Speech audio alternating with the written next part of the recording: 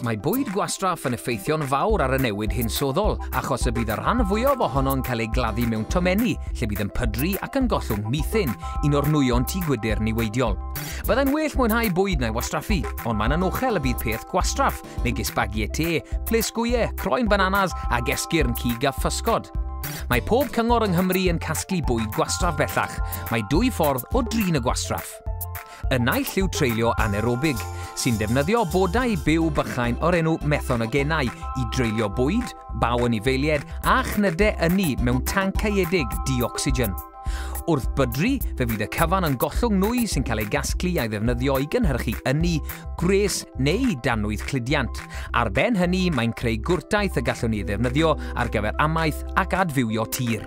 Y llall yw gwrteithio caeedig, sy'n wneud â chymysgu gwastraff o'r gegin ar ardd, ei falu a'i gadw mewn twnnel neu danc am bythefnos neu fis nes ei fod yn wrtaeth.